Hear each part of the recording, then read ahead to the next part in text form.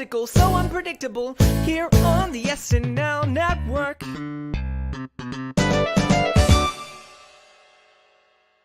Yes, welcome on in, everybody, to the Saturday Night Network for our Monday Night Roundtable, here to talk about the double duty episode of Saturday Night Live, hosted and performed by Dua Lipa this past Saturday night. My name is Jon Schneider from the SNN. Very excited to be back with you on this Monday evening to break down everything that we saw from this very fun episode with Dua Lipa. We are here as with a presenting partner, latenighter.com. So want to shout out those guys over there. You got to check out that website. And I'm also very thrilled to be here with some great guests as well. So first up, let me bring in Morgan Killoren. Morgan, how are you? Hello, John. Happy Met Monday. Oh, yeah, right. For all the pop culture lovers. I wonder if Dua will be there. We'll see, but definitely really excited to talk about this episode. I love when they do the double duty. I feel like they've been doing it a lot more lately, and it's definitely really fun to watch. So excited to discuss. Yes, Morgan, who are you wearing? Mad Happy, if you guys know them. Okay. My pajamas. Yeah, everybody's at the Met Gala tonight, so that's fun. Well, I'm sure we'll talk about that a little bit as well. Joining us on the show tonight as well is the wonderful Amanda Mitchell. Amanda, how are you? I'm back. I'm alive. I'm back. I'm thrilled. Last time I was here, I cried. I take credit for the virality of the Beavis and Butthead sketch single-handedly. I think my reaction is all you. That was all me. I'm just happy to be here and happy to talk about Dua Lipa and one of my favorite women on earth, and thrilled to be with my favorite people. Excited. Nice. Yes. Always a thrill to get to talk to you. And it is always a thrill to get to talk to this guy. This is Gary Seith from the Not Ready for Primetime podcast. Gary, how are you? Hey, John, I'm doing really well. Thanks for having me. I'm really looking forward to talking about this. Absolutely. We have Gary on, and I'm very excited that Gary's podcast will be coming back. Is it tomorrow? Tomorrow. Yes, we come back tomorrow talking about season 3, episode 1 with Steve Martin and Jackson Brown. It's a great way to kick off the 3rd season of SNL. Unbelievable. One of the greatest seasons in SNL history. So I can't wait to listen along all summer when we get to hear all of those episodes. So thanks for joining us, Gary. Looking forward to jumping ahead in time with you and talking about Dua Lipa's episode from season 49. So let's do it. Let's talk about Dua Lipa, who, as many of you know, as a musician, really fantastic musician with hits all over the radio, disco, pop vibes, really got, was on SNL for the last since season 43. I think she was on twice. So we got to see her previously on the show with Natalie Portman back in season 43. That would be from February of 2018, as well as Kristen Wiig's episode that we got to cover back in December of 2020. And a lot of people were very excited with her new album coming out and, her having, a hit song last year from the Barbie movie. I think people were just very excited to see Dua Lipa get her show and do double duty. So Morgan, what were your thoughts on the booking of Dua Lipa as a host on the show? Well, yes, we know that she's a great singer and she has some great iconic moments, but she has a really good personality and she's definitely not like shy by any means. And she seems like a pretty smart girl. So I feel like it was her time to kind of see if she can put on the acting role. She had a little cameo in Barbie movie. Obviously, she had her song. I'm not really sure what other like acting or comedy she's done in the past, but she's definitely a professional and she can probably just jump right in. And yeah, I'm excited to discuss how she did. Amanda, a lot of people were talking about, could we get Dua Lipa as our next double duty host? Were you excited when you saw that she was actually going to get to do it? You mean when I found out we were going to get Dua Lipa? Come on. It was right there. No one did that joke. It was right there. That joke on social media. Thank you.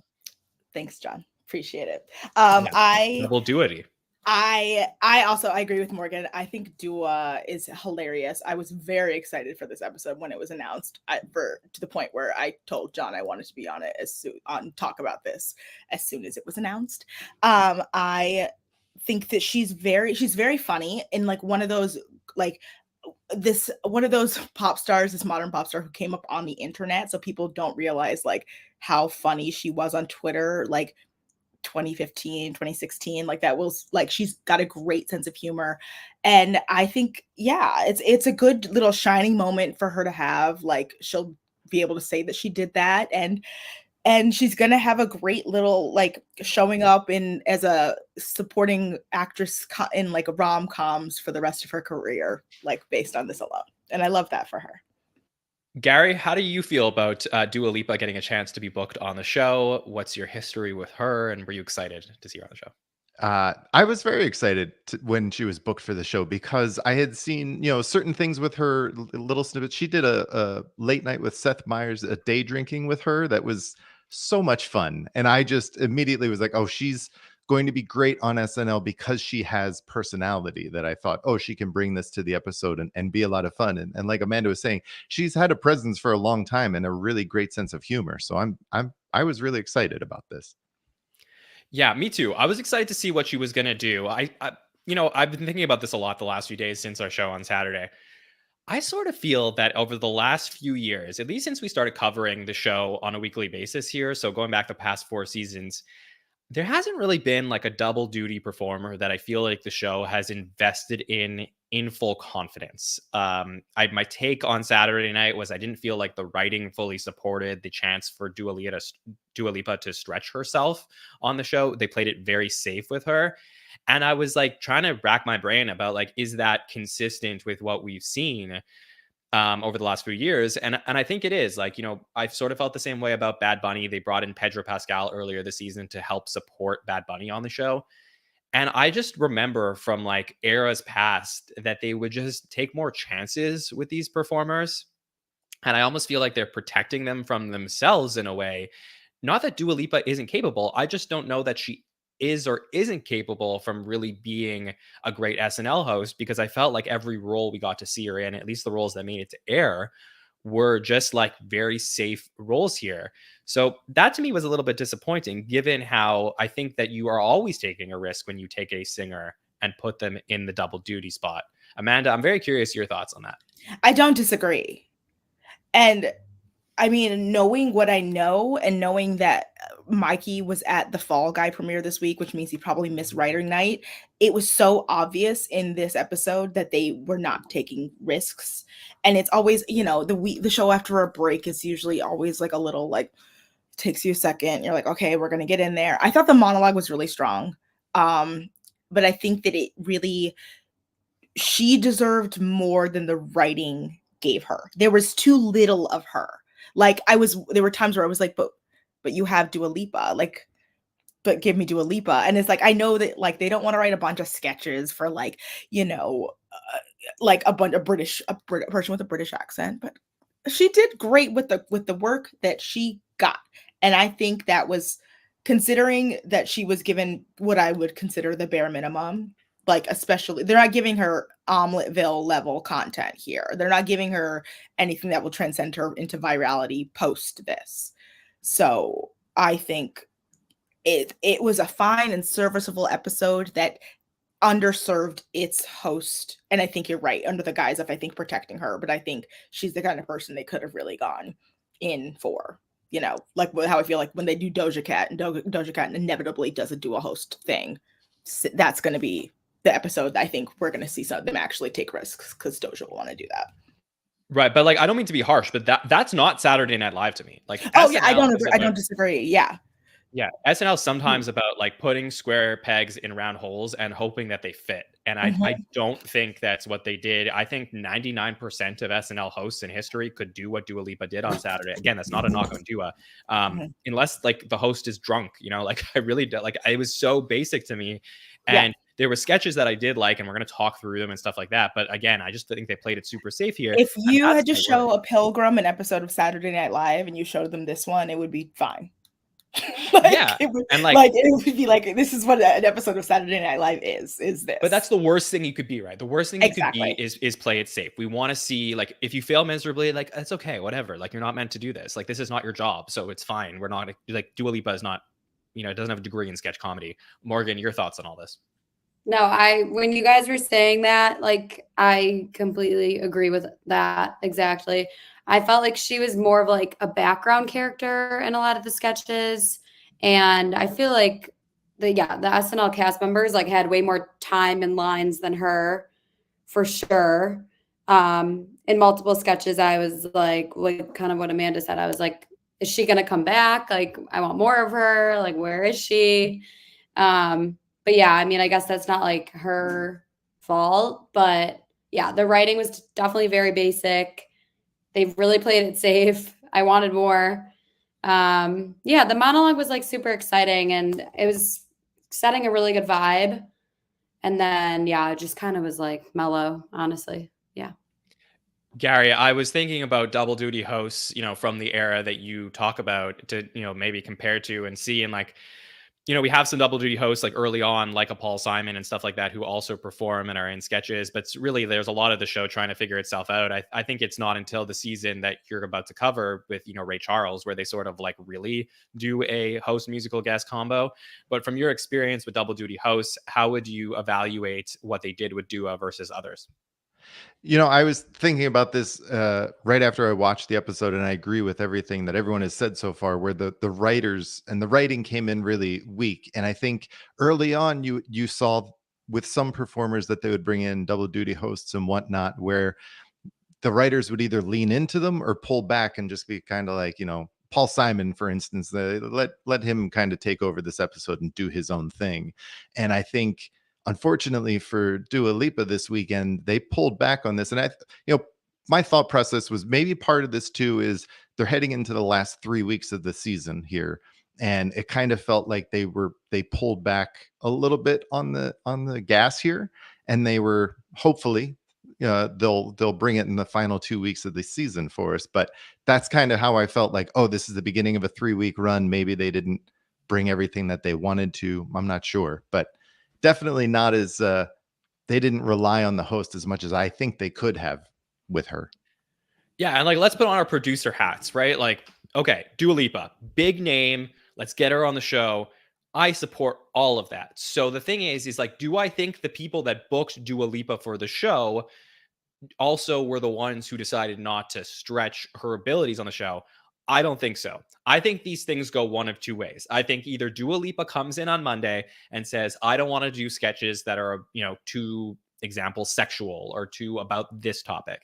That sometimes does happen. Those stories sort of leak out throughout the years. Or the writers just felt like, hey, this is the week to play it safe. Let's bring back recurring characters from the previous season that we've been meaning to bring back. We have them in our back pocket. And let's save all the good stuff for Maya Rudolph. And again, like that's the biggest faux pas that any, former writer will tell you when they say we don't save anything for the next week. But in this case, you kick off a final, block of shows. You have somebody who comes in. Okay, let's just, go through the motions this week. So that's how I felt about it a little bit. Saying all that, like I said, I think Dua Lipa did her part, serviceable, and I think there were some interesting moments that we're going to get into on this roundtable. So let's kick things off before we talk about the Dua sketches and talk about what they did for the cold open this week. So very interesting choice of SNL to do this local New York Spectrum News New York One community affairs show, which is not a real show. I don't believe this Ryan Abernathy is a real person, but we have Michael Longfellow hosting this panel with Mikey Day, who's playing Doug, Heidi Gardner is playing Sarah. So we've got two vets of the cast, and then the ultimate vet in Keenan, who's playing Alphonse. And he's going around asking parents of students in colleges, how do they feel about what's happening on campus with people protesting and then setting up encampments around the country and, involvement of police and government and trying to figure out how to handle this whole situation. And they end up taking the take ultimately that instead of being like, okay, we support it or we don't, it's all about Keenan finding out that his daughter is actually going to be protesting. And because of his investment in her going to Columbia, that is not okay. And we sort of go to the lowest form of like, let's tackle the issue in this sense. So, Morgan, how did you feel about the cold open and the way that SNL addressed this? I mean, we see with these cold opens, they're always trying to tap into whatever's happening, usually politically or what's going on in the news. And it was interesting that they chose to like lean into this. And at first I was like, oh God, like, how are they going to discuss this? How are they going to handle this? Like, the whole situation isn't even like funny. It's super serious. And it's just like, I don't know how this is going to go down. And then obviously we see Keenan and this really funny dad character. I love when he plays the like classic dad characters. He does such a good job with it. So I'm happy that they had him doing that role. But I felt like the whole sketch is basically like based off of the one bit being like, I'm happy if your kids are doing it, but not mine. Like, and they just kind of kept repeating that the whole time. And at a point I was like, okay, like, are we gonna get anything else? Like, this is the only bit here. And when he first said it, like, I wrote it, he was like, y'all's kids, not my kids. Like, that was funny and great. And that was a good one-liner. But yeah, then it just kind of kept hitting like the same mark. Yeah, that's kind of what I thought. I was like, oh, great. Interesting start to the show. I did like how Keenan also said like live from New York. I think he had a great moment in it. But yeah, that's pretty much everything, I think. I had the feeling of like watching this where I was like almost like putting my hands over my eyes and I was like, oh God, like, what are they going to say? What are they going to do? And then it was like, oh, okay. Like, I guess this is super simple. Like, it reminded me, Amanda, of like, I'm a picky eater and people are like, can you try this? And I'm like, but what does it taste like? And they're like, oh, it's like not bad. Just try it. And then like I put my fork in it and I'm like, okay, it's fine. That's how I felt about this cold open. How did you feel? I forgot it happened until you mentioned it. Okay. It's just like, again, like I think a little bit indicative of my feelings, I guess my excitement versus payoff in this episode of SNL in general. And I don't want to it ironically, for the episode hosted by the woman known for Go On Girl, Give Us Nothing, it's like this gave me nothing. Like, congratulations, like you came full circle. But it's not because it gave me nothing because it was saying nothing. It gave me nothing because it wasn't funny.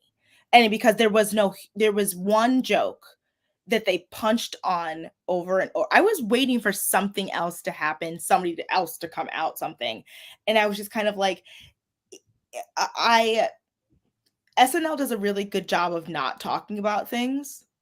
So it made me wonder why, of all the things that they don't talk about, like this is the thing that they decided. They're like, okay, we're going to make this the center point of this. You could have taken this concept, this like not my, like that whole concept, and took it and put it in any other environment, and it would still be that same level of on humorous and not giving. I think it's just a generic concept they had to put around a topical concept, and it didn't work.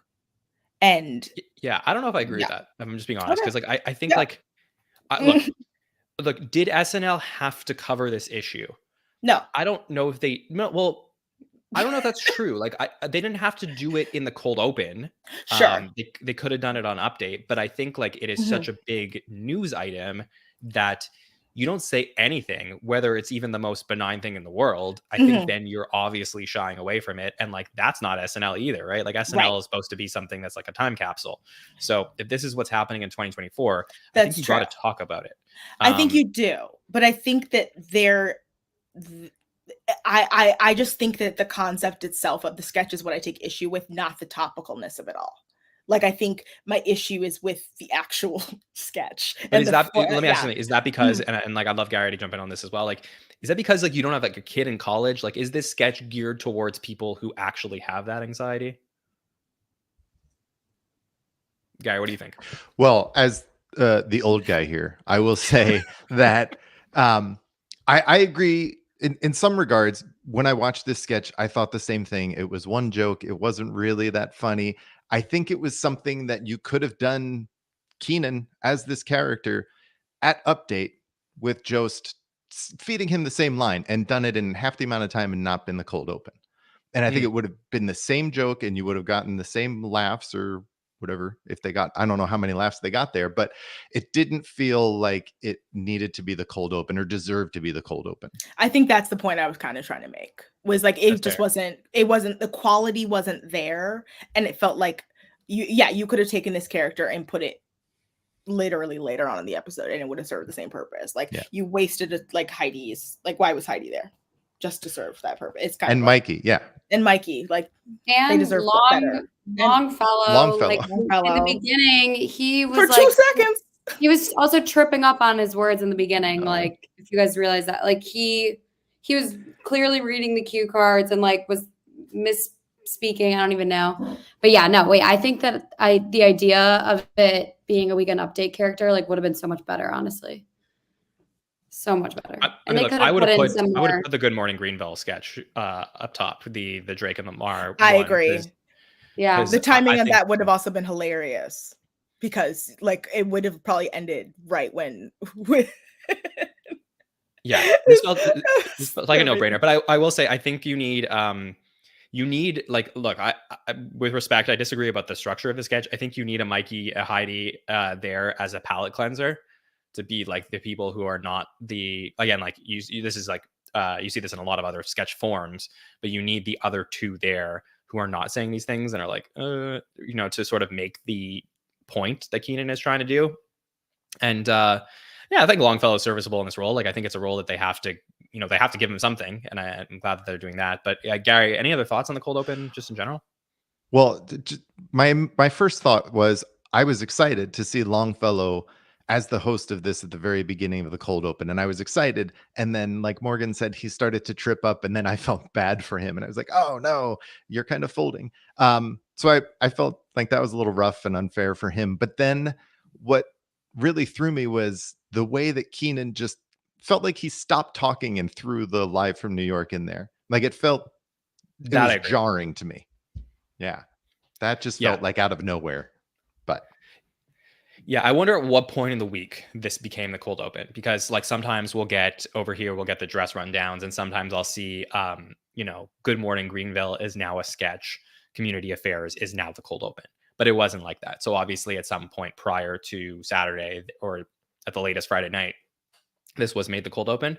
But yeah, it wasn't, definitely not my favorite of the season. I'm glad that I'll say at least, and like maybe this is just a Jon thing, like I'm glad we're not dealing with the controversy that we had in the Adam Driver episode, where it's just all of, like I said, the cockroaches like come out of the walls to attack SNL the second that they go in a certain direction.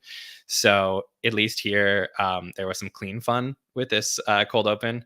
And another factor here, just on a more like meta level, is like Kenan Thompson has not been leading sketches in a while. It feels like SNL has taken their foot off the pedal, with Kenan being the driver of sketches in this episode, as another example of them going back to like, let's take the easiest road to get there. They put Kenan as the anchor of some of these sketches, including the cold open and the OBGYN one we get later, which to me is like another example of like, all right, let's just lean on Kenan this week because we know we're going to get some more, variety through the next couple of weeks. But let's get into the episode. Let's talk about what we saw from Dua Lipa and any of the sketches that we want to cover. So, Gary, I'm going to start with you. This time, I would love to know what sketch you want us to talk about. I would love to talk about the Anomalous Man. The pre-tape. Why? Well, first of all, the production value of this piece was excellent, and the makeup was amazing. Sarah Sherman in the makeup. At first, I was trying to figure out who it was, and then I kind of figured that out, that it was her. I enjoyed this sketch. I wished that Dua actually had more of a role. I know she was like the lead in it with Sarah, but it didn't feel like there was enough there for her. It just felt like she was kind of moving the sketch along, and I thought it could have been more. But then the payoff with, Sarah's character having all of these extra phones and texting other women, and I enjoyed it. And I think the fact that it was done so well as a pre-tape really caught my attention, and I really enjoyed it. And the makeup was phenomenal. Unbelievable. Makeup, some of the best work I think they've ever done. And that's like saying something, because they've done so many crazy things over the years. Obviously a take on the Elephant Man here. Yes. This is a Sarah Sherman clearly defined sketch that they put her in this pre-tape. I thought there was a lot of interesting stuff here that they did. Morgan, I'd love to know your take on it.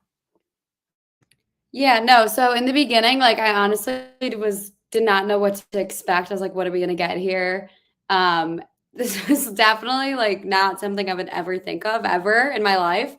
I was definitely struggling to like, You I mean you knew it don't was think of Sarah. things from 1897? Well, it started with like, it was like London and she was like watching this play. I'm like, we could get anything like, you know, it drifted away from the play, like for sure. Really focused on the playwright. But yeah, no, like Sarah, at first I was like, it has to be Sarah because Sarah is like crazy like that and she loves that stuff. But she was very like she was disguised. Like it was hard to tell it was her. Yeah, and I feel like they played the role good together for sure. I think it went on a little too long. Like we understood the point kind of like I wish they got to like when Sarah was like texting and doing that, like I wish they got to that sooner and like played off of that a little more because that kind of just came out of nowhere. Like there were some filler parts that we didn't really need to see, I felt like, and it was kind of dragging and I was like, where is this going? But I liked how it ended up and I wish it was just a little shorter because it just felt very long. But yeah, like the production was great and you could tell that they definitely put in a lot of work with that one. But I don't think they needed to put that much work into it. Like it was too long. But yeah, that's what I thought. Yeah, like so when I watched this the first time, I was like, "Oh, did I like the turn on the sketch with the texting and stuff like that?" And then I was like picking on, okay, but they had no phones in 1897. And then I thought, okay, am I being too hard on this thing? And on my second watch, I was like, no, I really hated that they placed this sketch in 1897. It made no sense whatsoever. And I know that not every sketch in SNL history has to make sense, but it was like the beautiful scene, which like Morgan, I sort of disagree because it felt refreshing for SNL to stretch out this like long dramatic scene. I thought it was like really nice. And then like I'm glad there was a comedic turn, but the comedic turn was that this like person is not just a monster, but they're a monster from the future was like very weird to me. Sort of took me out of it a little bit. Amanda, like, am I crazy? Yeah. Yeah, you like, okay. So the whole premise is that not only is this man looks like a monster, he's actually a monster in his behavior. It's a dual, this is brilliant. This was brilliant. And the length of time of this, the way they stretched it out made that twist of it being like it's like, yes, it's 1837, but like, you know, it doesn't matter what you look like, you can still be a dirtball. Like, and like people are into some weird freaky stuff. Like I thought this was the most, I knew from the minute like it dragged on without me laughing. I was like, oh, Sarah wrote this. Like, and that's, I was like, I knew Sarah was behind this chaos from that minute on. I thought that twist was kind of brilliant. I think it's a beautiful play on like these concepts that just are universal, which is like, oh no, like even if you have like a weird savior complex, like that person you're trying to save, maybe they don't want to be saved. Like maybe to leave them alone. Like maybe, you know. Right. But what I'm saying is like you that by the way, I love the way you said that like not only is like is he, yeah, the character a monster, but also behaves like a monster. But you could have done that without like the texting of it all. And like the texts themselves were very funny. Like once we got to that portion, like I thought like a couple of these things were really good. This stuff. Like, would you I'm gonna have ride your preferred face till it looks normal. You know, that stuff, or like Yeah. her reading this. POV, you're about to get railed by a weirdo. Like I think Dua was really good in reading those lines and just like the whole turn on it. So it was just fine. It was just like it needed a little bit of rewriting, in my opinion, to like clean it up. Yeah, like it could probably use a solid pass through just to like, I mean, Morgan, I don't have any issues with the length, but I think the tightening is what it just needed. But I think the joke, I can understand wanting the joke to be like, oh, like, you know, there's like a stack of these lewd photos and like a scroll of these lewd letters, messages, or like, you know, like a pigeon comes to the window. Look at us. Look at us. So exactly like that kind of thing. So I really enjoyed this. Like I thought this is also a night where I actually deeply thought that the top half was stronger than the second half, which that regularly happens with me. But this I thought was very fun and just the perfect level of modern commentary that you wanted, like that twist, like because like on a savior narrative that to make it remind you like yuck. Yeah, loved it. Gary, you want to jump in on this? I love Amanda's take on this, and I love that she realized the depth of this that I did not myself. I enjoyed this piece. I enjoyed like when he collected his dust off of his and put it in the big trunk, and then he's like, "I'm ready." Like I thought that was great, but Amanda making me realize all that there was in this piece is even better and makes me appreciate it even more. So thank you very much, Amanda. You know what? The best line of the whole thing was this line. Have you seen my pile of dust?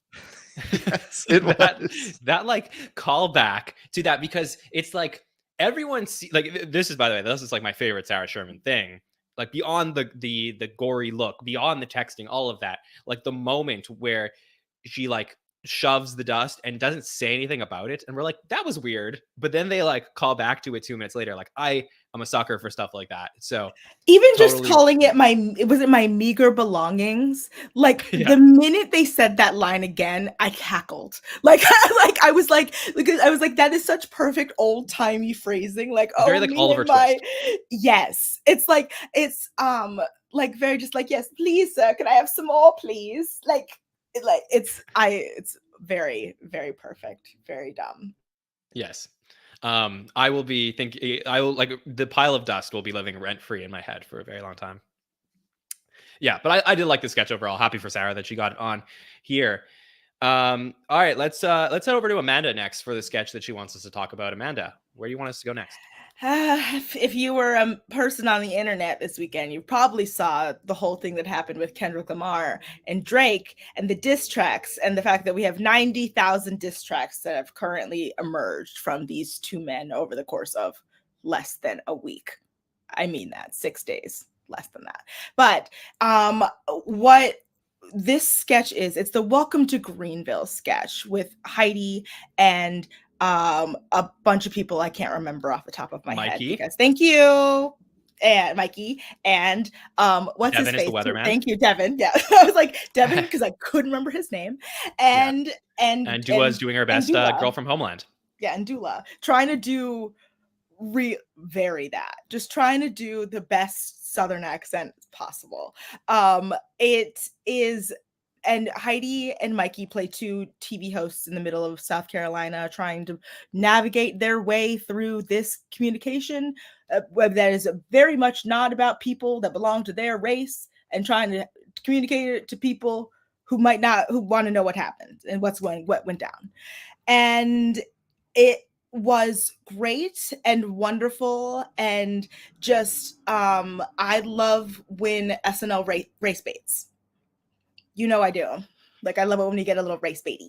So I think this was the perfect tenor of like, just like, okay, where are they going to go with this? Where are they going to go with this? And like watching two white people try to explain black folks business is my entire life. So into it. Love it. It's one of my favorite things as well. I loved it.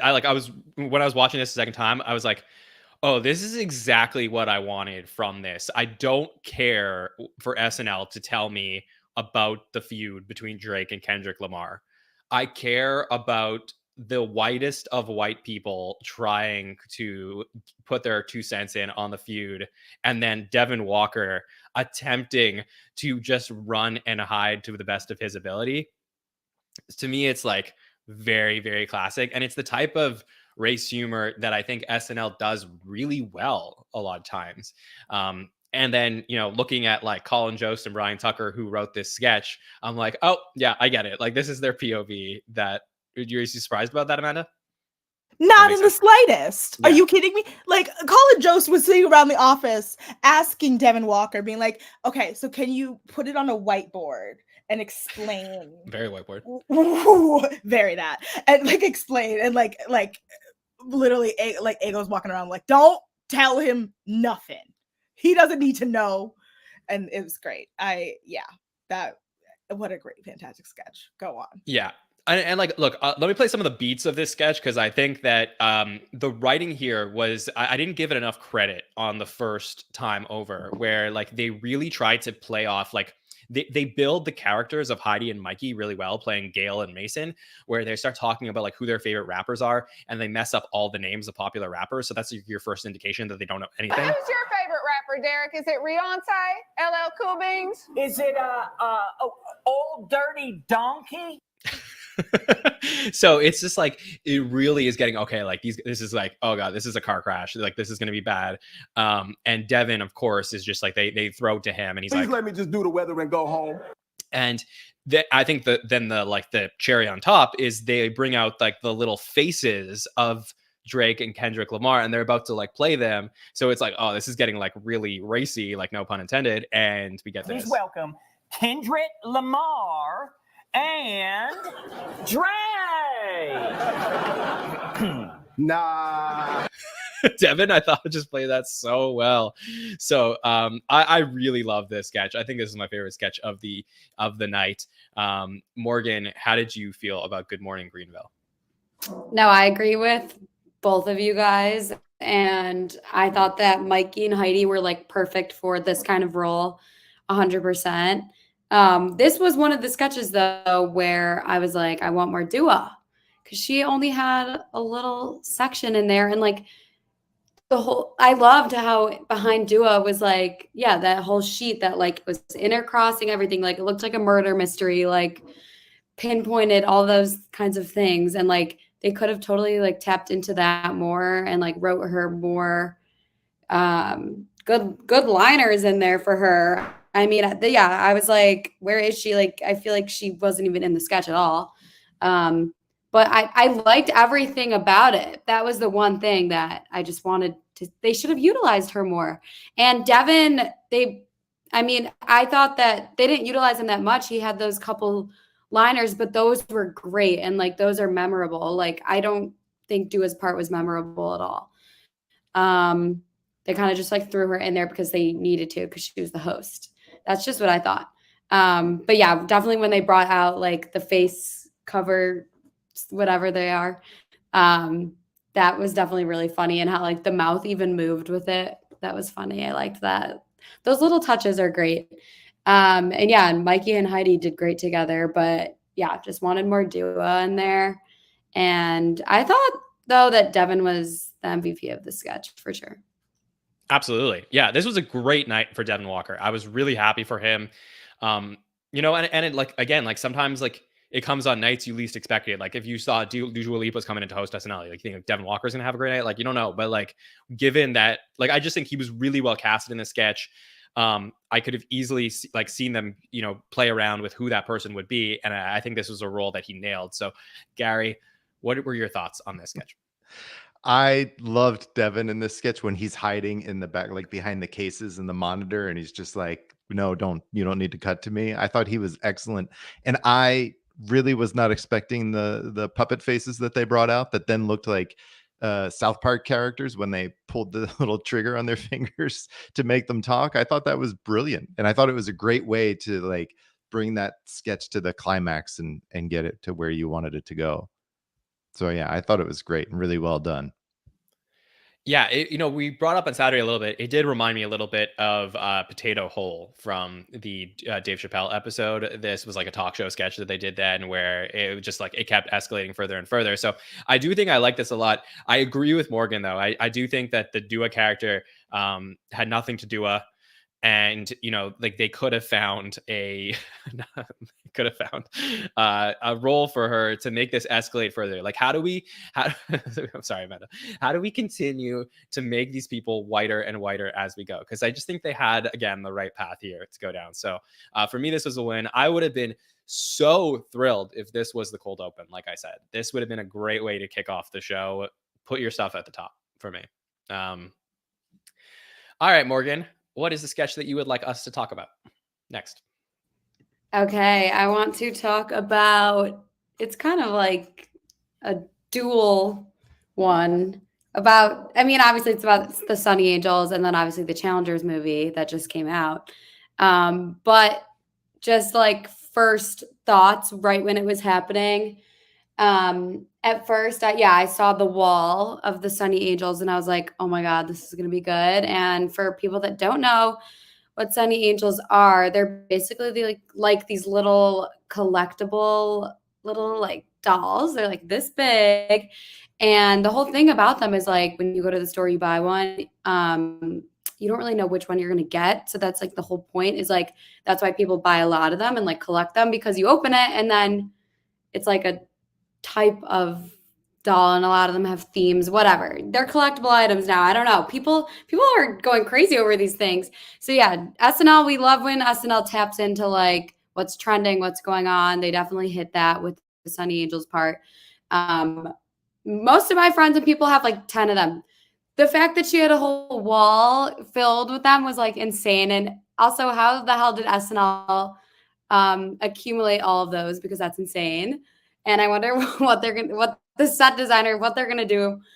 The budget. Oh, I saw it was $600 worth of them. Are they like collaborating with Sunny Angel? I don't know, but that was the first part that was like, oh my God. I think Dua Lipa in the girlfriend role was great, and Marcelo is like the innocent boyfriend, just like first date or whatever. They were great together.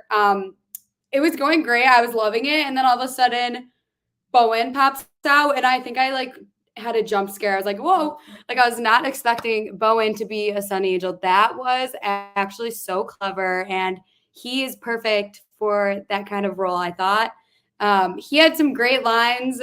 Him and Marcelo, like back and forth, like their dialogue was great, and I like want to go back and watch that again. And the cameramen were doing amazing, like I guess whatever, going back and forth, the green screen.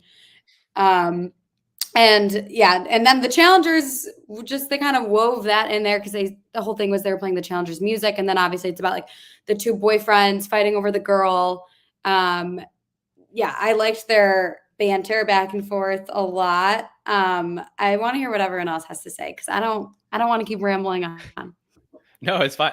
Look, I'm glad you like this. I was really baffled by this, like when I watched it, if I'm just being completely honest. Like I'm usually like really fair about this stuff, but wait, are you Gen Z, John?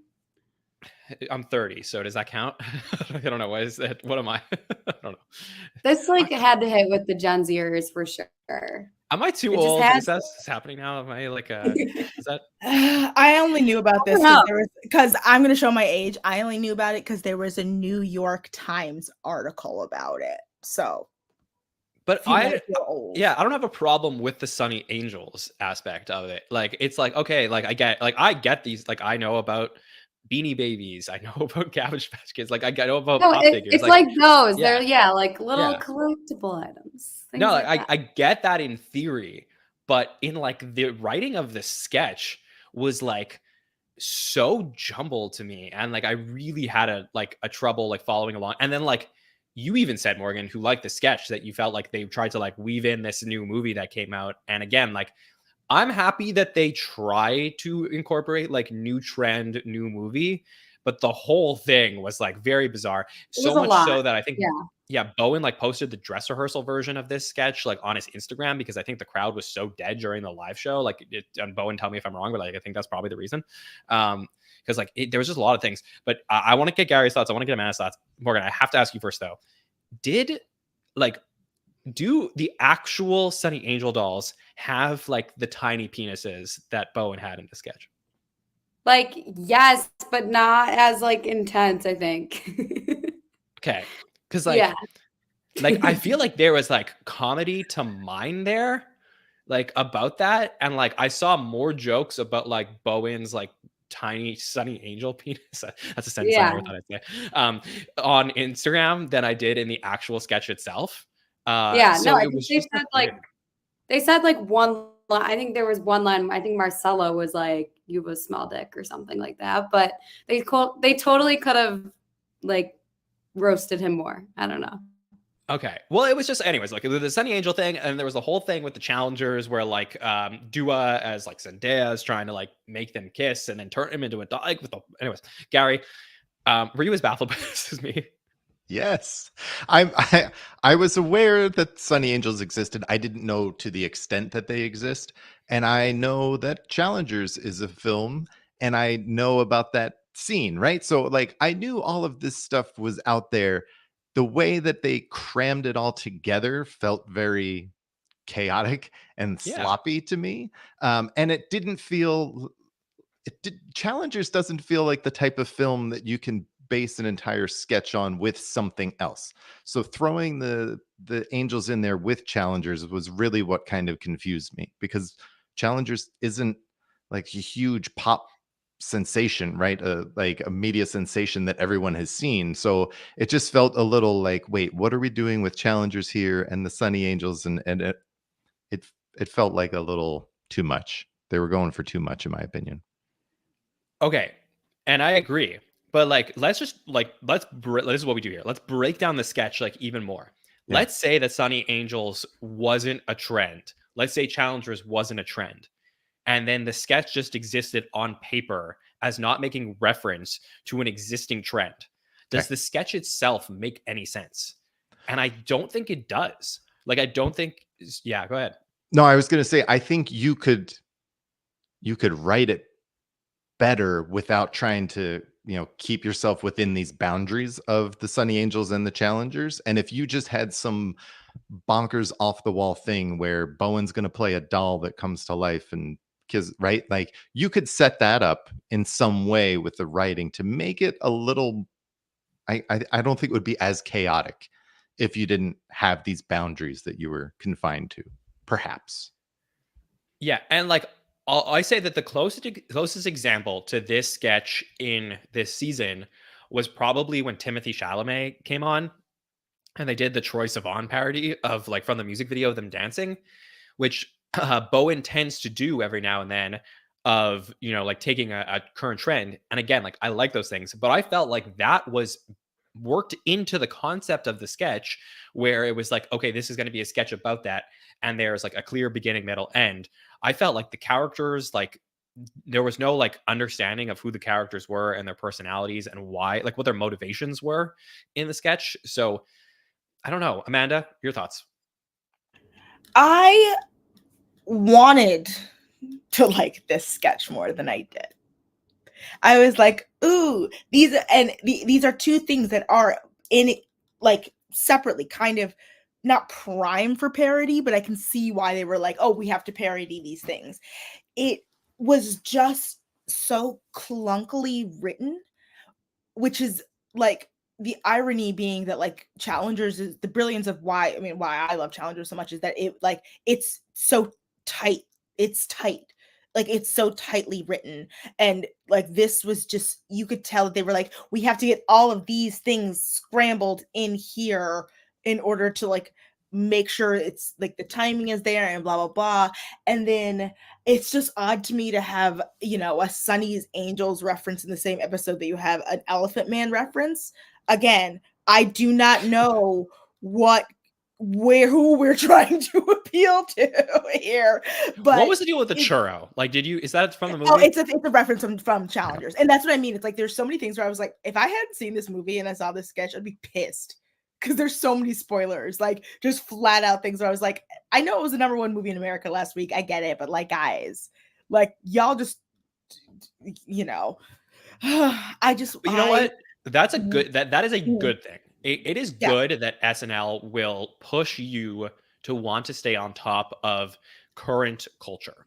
Like that's fine. Like the fact that Morgan, who is like one of the most like invested in current day pop culture people I know, like was like, oh, cool, Sunny Angels, Challengers movie, like get that right away. Like that is awesome. Right. I just need like I need it to come together in sketch form in a way that makes sense. Right. I wish they separated them. I wish it could be two separate concepts. Yeah. It's just too, and it's like at itself, it just felt like they literally had a bag of ideas and grabbed two and just pulled them out and decided like, okay, that's what we're writing a sketch about. And it never came together in a way. Like, it's one of those, if they had waited and done it next week, it probably would have been tighter. Like it probably could have worked a little bit better, because it just needed a little bit more time for them to come back and like not rewrite the whole thing, but the concept was there. I think it just needed a second to marinate, and it just didn't work this week. I think it could have worked next week, but didn't work this week. If you didn't know like what Challengers was, or you've never seen it, I haven't even seen it, but like You I would know what it's know. about. But you would have no idea what was going on. You would have no like, idea what was going on. You needed to like know a little bit to like follow. It's almost too you have to like have done all your homework. It's like too assuming of knowledge, which is like SNL is at its best, where it doesn't assume the audience member has seen this, but assumes the audience member might have seen things around this. I got to get Gary in on this, because he just watched all of these episodes from the original era where they cover like parodies of like The Godfather and like things like that. That it's like, okay, popular movie that's out recently that everybody's seen, and they do this, and then it's like, but they still blend it into a sketch format, right, Gary? Yeah, exactly. And I think the way, like the Godfather sketch is a great example, John, where they have Godfather in the sketch, and Marcelo sets up the challengers by saying, is this the music from Challengers? And that's kind of how they set it up for it being that, right, related to that. Whereas with Belushi doing The Godfather, he was in group therapy session, and they just took the character that everyone knew at the time and placed him in a sketch, and that worked, right? This was like making the situation from Challengers and cramming it in there with Sunny Angels, and it was very different.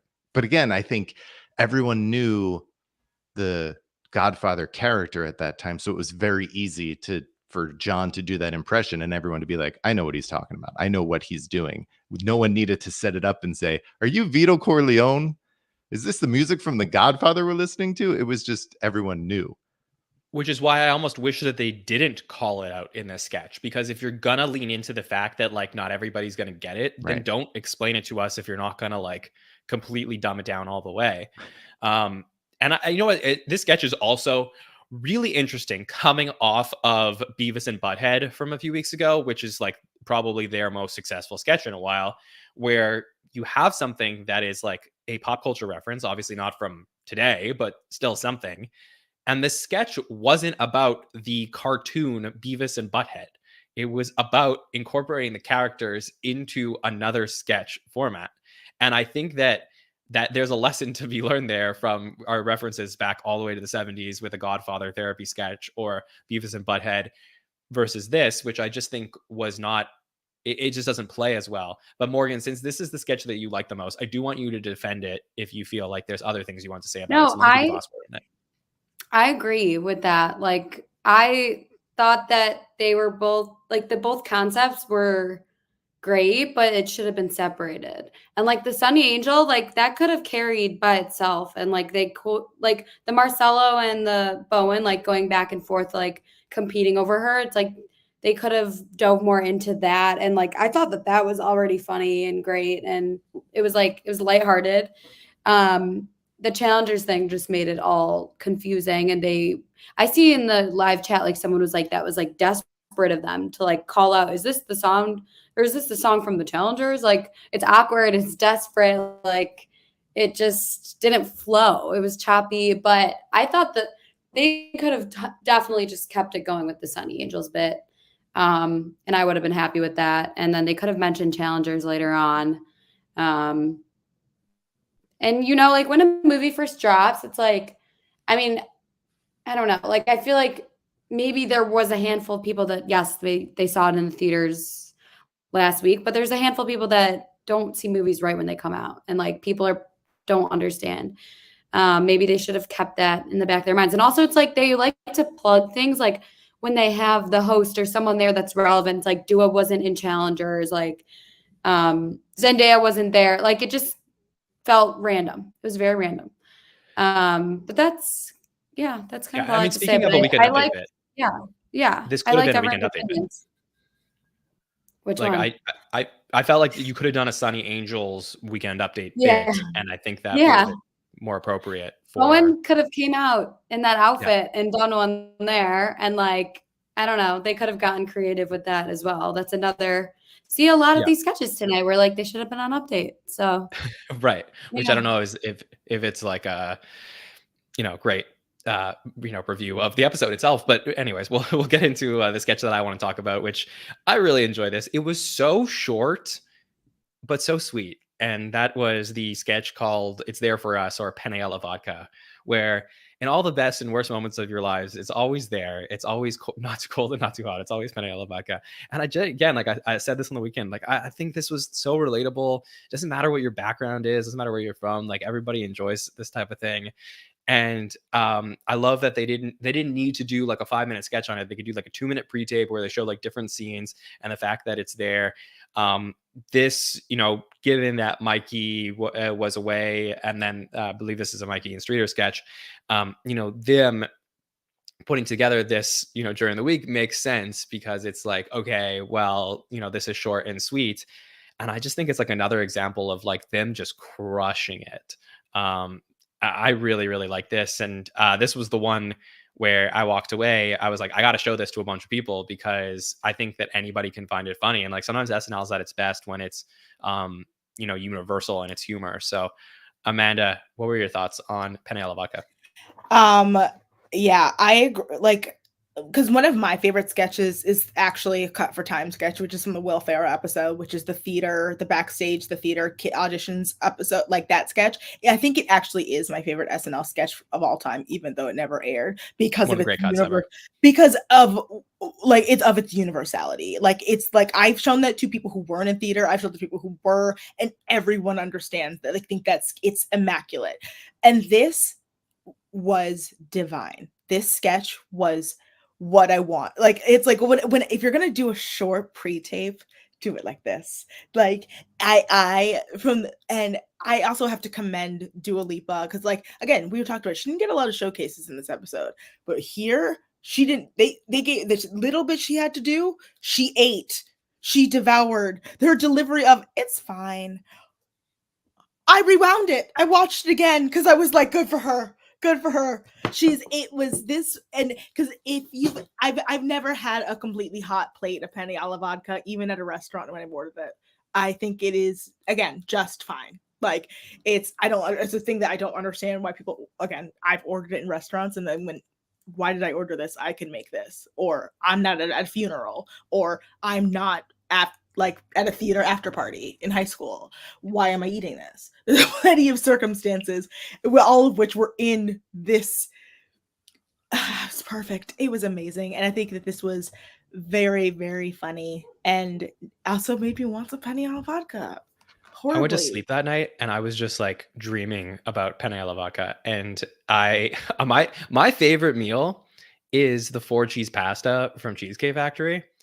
And it is the best. And I just think like I am not the target demo of this, because even like I would eat this 3 times a day. But maybe I am.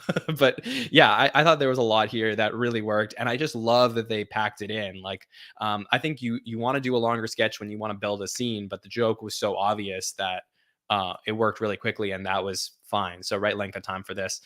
Gary, are you a penne alla vodka fan? I am not, John, and I tell you why. It's fine. That's true. And you were craving this. I, at the same time, was thinking, I always seem to get what's on the edge of the pan, and it's a little crusty and hard, and like should have been eaten 4 hours ago. And that to me is like, oh, that's what I was feeling during this sketch. But I loved it because of the universality of this. Right. It's just the opposite of what we were just talking about with the last sketch. Everyone knows this. This is something that we've all been to some function where you have this type of pasta dish, or this particular pasta dish. And it's just like, all right, this will get me by until dessert, except for the plate of uneaten cookies, which I thought was funny too. Or maybe you eat it for dessert. As a cookie snob, the plate of uneaten cookie, like I felt that in my core. I hate other people's cookies. Oh, so you would never eat those cookies then, Amanda? Because I'm the opposite, where I'm eating that crusty penne pasta on the side, and then I'm like, I'm just gonna eat one of these cookies because it And doesn't you're gonna matter eat right now. the Milano cookie that's from like 1998. I don't want to, but it's just as good as the crappy penne that I just ate off the edges. That's It all. is true. Yeah, it is true. I was really glad that I was eating while I was watching this episode because that would have sent me offside. I would have been like, John, I'm gonna be late. I have to make penne al vodka. The story of my life, honestly. Whenever I go to like, I work at a lot of events, and like sometimes they'll do like buffets, and I'm like just like scouting the room for like, where's the penne alla vodka gonna come out? And I'm like, I know what Gary's talking about. Like that is like horrible. Like you have regrets for the rest of your life if you get like one of those corner pieces. So you just gotta like get there early enough to like get the good. You good either penne have to alla get the vodka. first corner piece, like when you first dig it in. You don't Yeah, want the lasagna, last yeah. corner piece. Yeah, don't want Yeah. that one. Yeah, for sure. Morgan, are we making you hungry? Yes. Well, yeah, this hits like every age group and like event. Like I like how they showed that. They showed it at funerals, at weddings, at gatherings, at parties, I have a big memory of this. I was on the dance team in high school and like we would do banquets. I feel like every sport would do like a banquet thing, and it's literally always Italian. And it's just the tubs, the metal. I love how they said like the metal pans filled with it. Everything about it, and like the spoon making it slippery, the little Parmesan on the side with the little plastic spoon. Like everything was just so accurate. And I feel like we've said this before. It's like we know like all the relatable sketches like hit with everyone, and like they tend to go more viral too because it's just like everyone can relate. I love when they do the relatable ones, and this was like you said, short and sweet. And my favorite line was, "It's not good, but it's not bad," because that's like so accurate. And now I'm hungry. Yeah. Okay, let's let's do a quick round the round table, rapid fire on anything else from the episode so that we can go eat after this. Morgan, anything else from the episode that you want to make sure we talk about tonight? JoJo Siwa and Weekend Update. All right, so what do you think of that?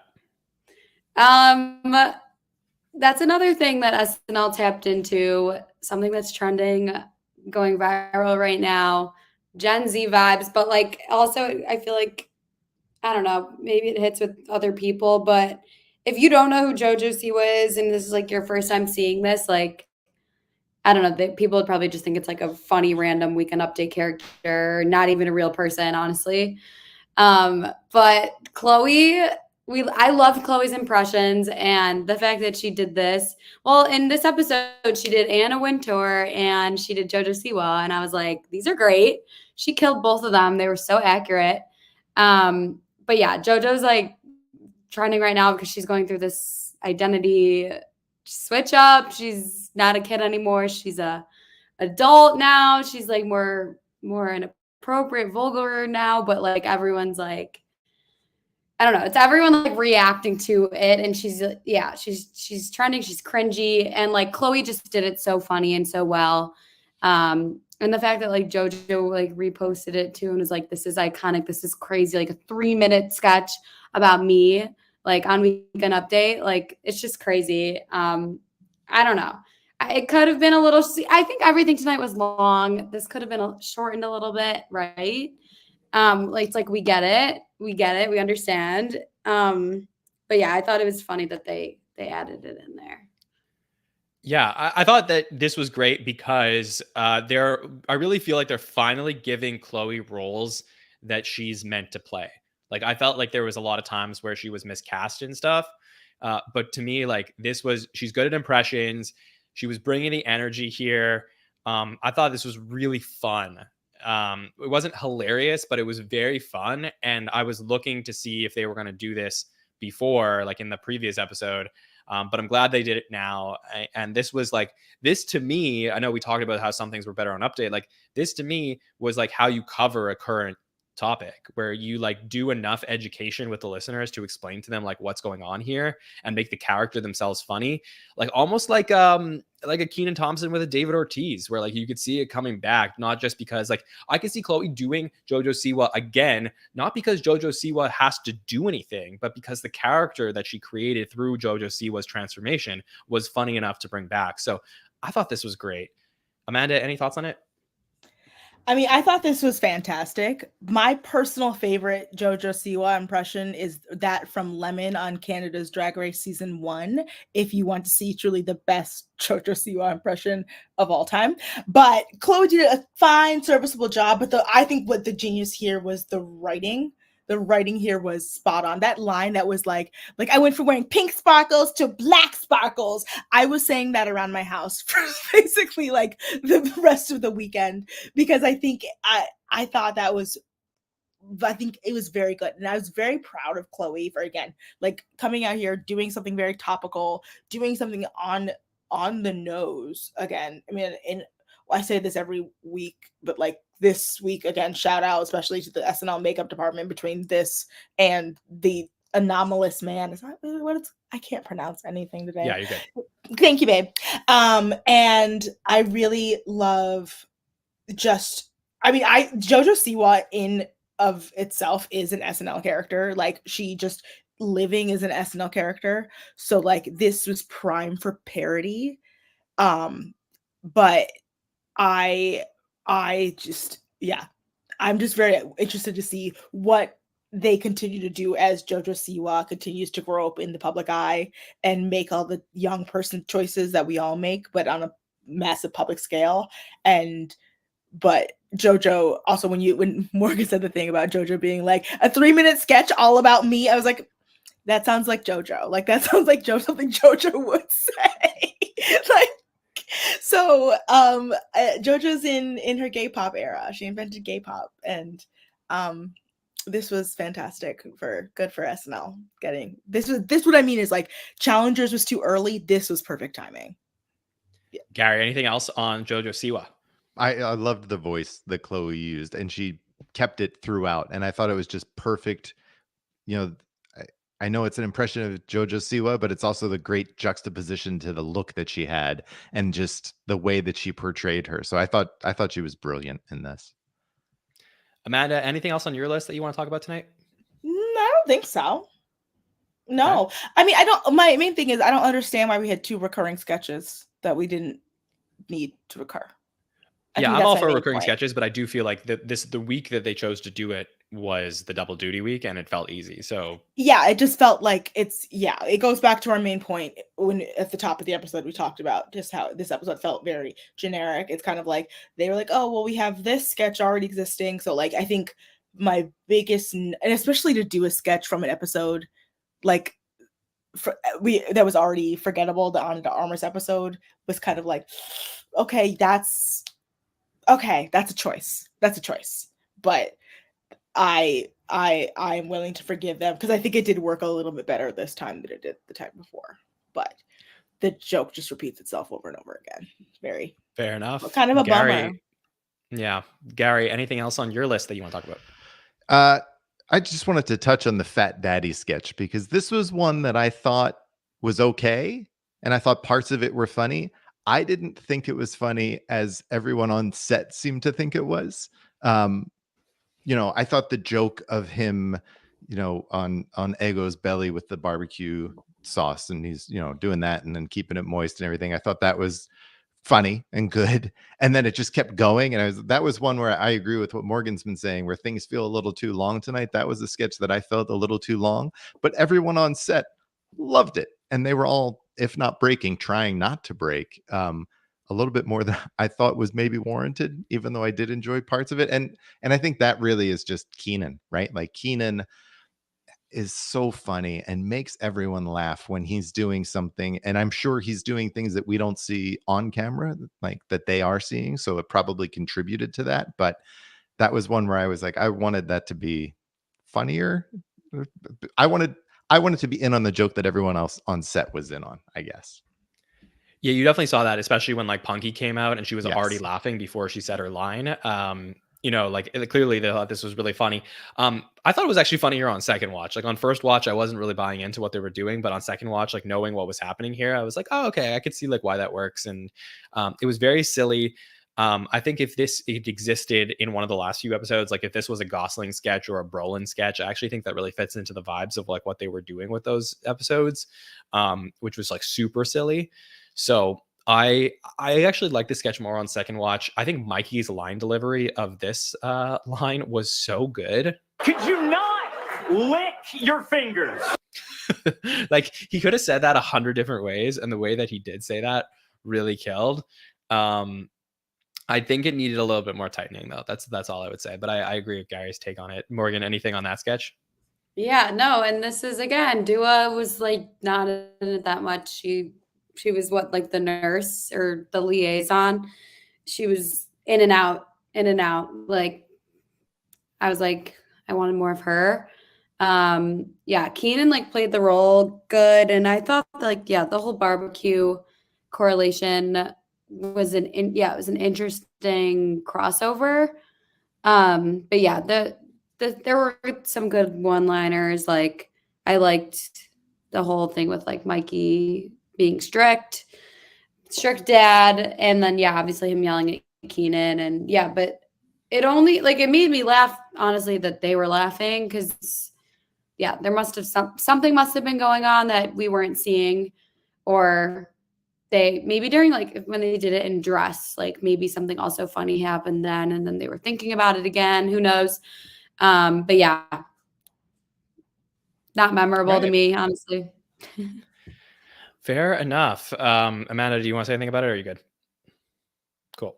All right. Well, let's get into the MVPs. I just don't like gross out and food humor, like the combination of the two. Like I love food humor and I love gross out humor, but I can't this made my like the whole hurt. tongs piece going on. Okay, well let's get into the MVPs from this week. So every week, this is our 18th week that we're doing this. We ask you for your MVP of the episode. We post that poll every Monday on our Twitter and our X and our Instagram stories to ask who the MVP is. Let me give you the stats for the week. So Dua Lipa, 9 sketches, 2 performances, performing double duty. We had an appearance of Jerry Seinfeld, who was in that A Weekend Update piece and introed Dua. Troye Sivan also appeared in this episode doing an intro. The person who led the night was James Austin Johnson. Actually did 3 sketches and 3 voiceovers, so very heavy work here for JHJ. Chloe Fineman was 5 sketches, Heidi 4 sketches and a voiceover, 4 sketches for Keenan, Mikey, and Bowen, 3 for Ego and Andrew, 1 for Punky and Sarah.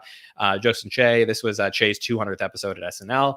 3 sketches for Marcelo and Devin, who hit his 100th sketch in the last sketch of the night. Molly and Longfellow were in 1 sketch each, and no Chloe Trost in this episode. She was shut out for the first time in her career. So I'm going to go around the panel, ask you who you think the top 3 vote getters were from this week. Morgan, what are your thoughts? Wait, one note on that. I thought that also it was interesting that they didn't utilize all the cast members. Like at the end during the good nights, I was like, wait, like we didn't really see much of a lot of people, honestly. Chloe Trost was in a couple things that were cut, but she didn't make it to live. Oh, yeah. And like I feel like Molly wasn't in it that much at all. I feel like every sketch was like literally Chloe and Bowen. Yeah, I would say the MVPs probably were Dua, Chloe, and Bowen. Okay, Dua, Chloe, Bowen. Amanda? I'm going to say Dua, Keenan, and Chloe. All right. Any reason? Because I can. No, I think that like it goes back to what you said earlier, which is like when this is not meaning to sound as negative as it's going to come across, but when Keenan is in a lot of sketches, it's not a great sign. Like it's like he's the pitch hitter. Like Keenan's on stage, you're gonna have a little tee-hee-hee. You're gonna laugh regardless because it's Keenan. So I think that's my main argument is like Keenan was here because Keenan was given a lot to do because they needed somebody to carry this episode on their back. And Keenan's right there and he's good at what he does. Yeah, he's very moldable to what SNL needs him to be. And this season, he's been very like B player or C player. And this episode, he happened to be an A player, which was a little bit uncharacteristic of season 49. Keenan, Gary, for you, who's your top 3 for the week? I had Keenan, Chloe, and Bowen. Okay, reasons? Like Amanda said, it just felt like Keenan needed to be there to carry the sketches he was in tonight. And same with Bowen and Chloe, both just had standout performances, I thought, with the angel, and then Bowen's performance with the jingle writers at the end was fun too. All right, well, let's reveal the results for week number 18 of season 49. And you guys did not give enough credit to Devin Walker, who took the MVP from this week. 18% of the vote. Young, spicy. Seriously, did this. I mean, of course, we have this. Spicy, why you DMing high schoolers? Take a seat, Spicy. My name is Chris Hansen. Yeah, I think between that, we had obviously his big role in the Greenville sketch as well. This was a pretty good night for Devin Walker, who takes home the MVP, 18% of the vote. Dua Lipa doing double duty, 14% of the vote. You all mentioned Keenan, 12% of the vote. Chloe Feynman at 11% of the vote. So very close voting this week in 4th place. And Sarah Sherman as our anomalous man at 8% of the vote. So top 5, Devin, Dua, Keenan, Chloe, and Sarah for week number 18. All right, let's turn our attention for now to week number 19, our penultimate episode of the season, where we get the legendary Maya Rudolph returning for her 3rd time as host. She's right now promoting the 2nd season of Loot, I believe. And she is, obviously a good friend of the show, was on a cast member for many years and returns frequently with music from Vampire Weekend. So I'm very excited to see, coming off the recent Kristen Wiig episode, if they can continue to do a lot of fun things with Maya this weekend. So Morgan, what are your thoughts and excitement for this coming weekend with Maya? I mean, we got Kate, we got Kristen, now we got Maya. Like, I'm so excited. I think my favorites of like the whole season so far have been Kristen Wiig and Kate, and also the Ryan Gosling episode I thought was awesome. I think Maya's gonna come in and crush it. I think she's hilarious, and like the cast is gonna have so much fun.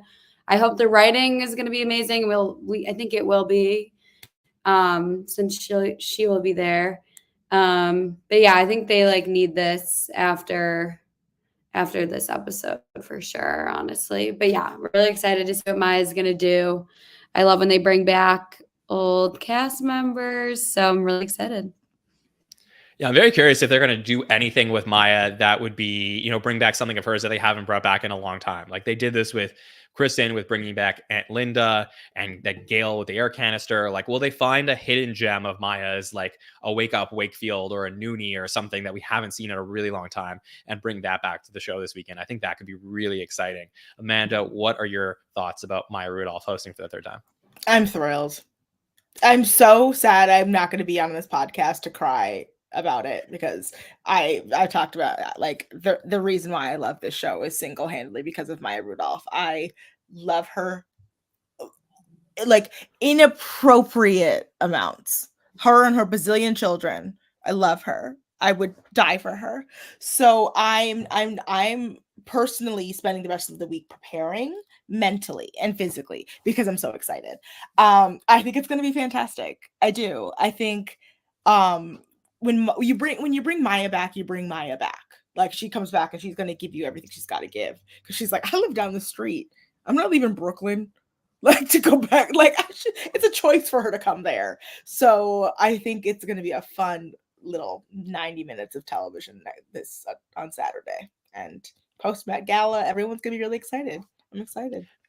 And it's also the Mother's Day episode, right? So to have yes! for Mother's Day, and I'm hoping think Rashida Jones shows up, because Rashida Jones is married to the lead singer of Vampire Weekend, and I need my biracial nepo babies to on my TV.